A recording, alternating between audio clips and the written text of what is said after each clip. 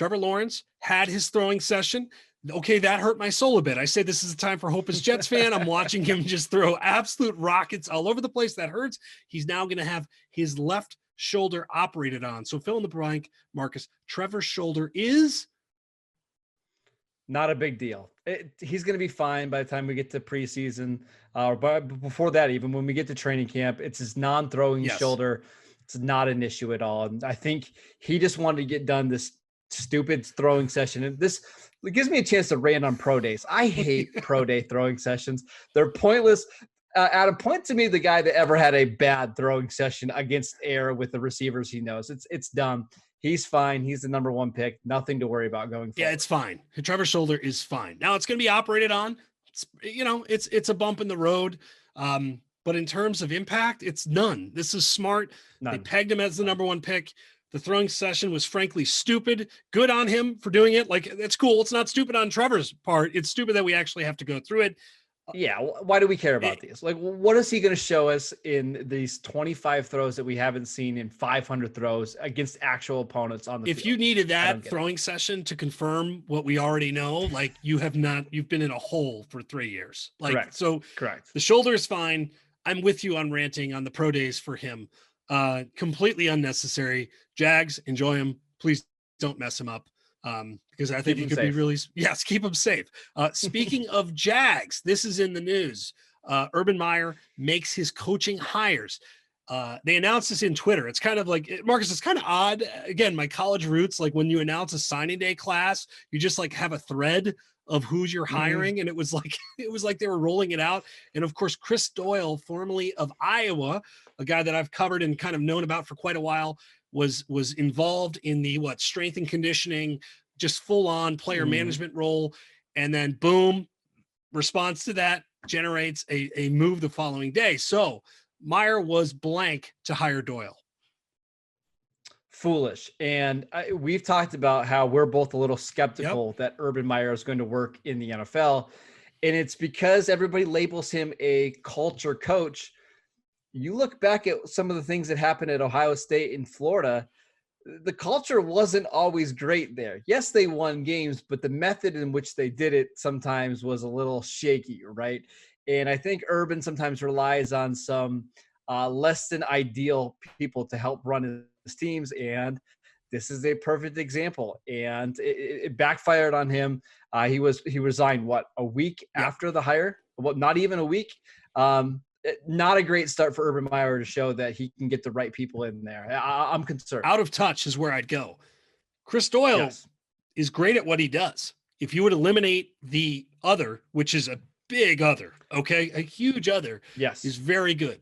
You look at Iowa's track record in the NFL, I understand the allure. That other, though, when you go back many, many years to Robdo at Iowa, where he sent a bunch of kids to the hospital, which probably should have cost him his job, and then you go to something that is much different in terms of the allegations over racism.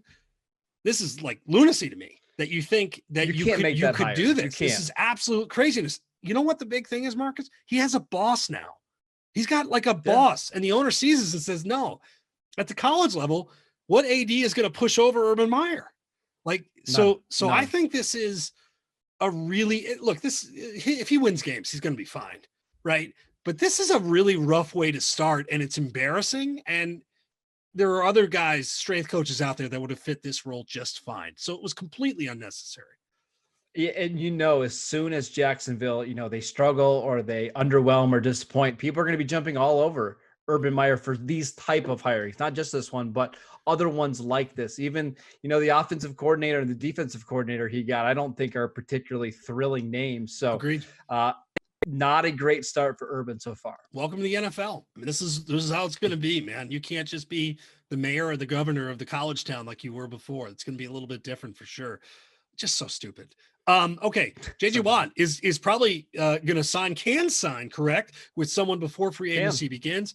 So that'll be really interesting. So is a free agent. The Texans' horrific PR run continues. It's been bad.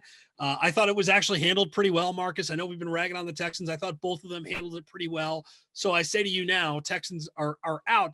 JJ Watt is a blank in 2021. A Tennessee Titan. I think the Titans, they are looking for a superstar on defense. I think J.J. Watt would love nothing more than to stay in the division, move out to Nashville and play the Texans twice a year. I think he likes Mike Vrabel as a coach. I think he fits in well in that 3-4 hybrid defense. I could certainly see the Titans making a strong push to sign J.J. Watt in free agency. I'm going to say a Packer. That's a dude that just, I don't mean this as a negative, is kind of corny, but this would be the corny outcome. Like, it would be awesome. Yeah. But also, like, it's the chalk outcome. It's the chalk outcome. But I also think if I'm him and I really want to get a run at this, and maybe I'm biased, Marcus, because you and I have made our love for the Packers entering the offseason and next season pretty much known. Like, that's what I would do. Like that, you can come home, you'll be loved, you're going to hopefully stand back into this thing, and it's just like this concoction of awesomeness if they can get it done. I just think it's a fit for so many ways because of his roots, and if he wants to play in the Super Bowl, I think that's his best shot, right? So I'm probably blinded by my Packers love, but I really think that would be an awesome fit for him. Now, the cap situation is a little tricky with Green Bay. They would have to move some things around to get him to fit. I just think that's obviously a great destination. I don't think Pittsburgh is going to happen. I know a lot of people want to see all three Watt brothers. It just doesn't make sense from a financial or a football situation there. Cleveland is interesting. Green Bay, Cleveland, Tennessee. I think those are the three biggest contenders. All right. Well, it's going to be fun either way. And I still think if he's healthy, man, there's juice there. And you don't have to pay him a ton. Like, it's not a long-term deal, but a 2-year guarantee loaded contract, I think is the way to go. So it'll be interesting to see where he ends up, but it'll be fun to see him on the market. Okay. Last one. Owners should blank star players. I don't even have to describe this one. We've got the age of the superstars upon us, Marcus, right? So we're seeing this with the Texans. We're seeing in other places, maybe Seattle. So owners should blank star players. Ooh, this is a baby star players, because they're what sells the jerseys and they're what gets people into the stands, right?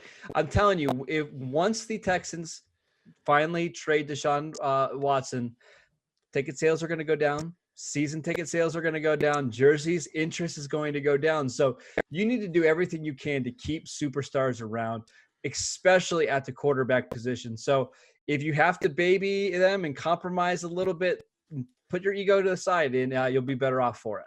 Hamper is what I wrote down. So we're right there. Yeah. Like, that's the way it goes. Like, that is it. And also include was the other thing I wrote down, Marcus, because if you're Russell Wilson and you want some say in this, let him have some say. Like, it may be unorthodox, and there's probably only maybe a smaller checklist of players that you would include on something like that. But Russell Wilson, Deshaun Watson, quarterback specifically, but it's not Patrick just Mahomes. Patrick Mahomes. Absolutely. You need to make them happy, and you need to surround them with talent. It's becoming a superstar league. So while old school, and I'm really curious, Marcus, like, you've got some old school mentality, whether it's coaches, whether it's owners, and at some point this is going to bubble over, but there's no escaping this. If you're getting rid of superstars because you don't like it, you are going to lose the fan side of this, and you're going to lose football games. Are you not?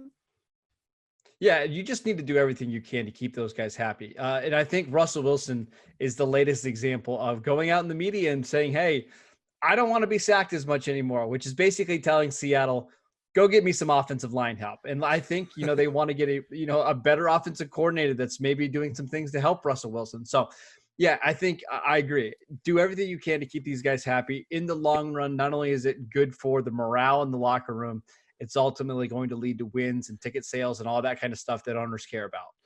I think it'll be fascinating to see. And again, great for content, great for us. Maybe not great for the teams trying to make their superstars happy.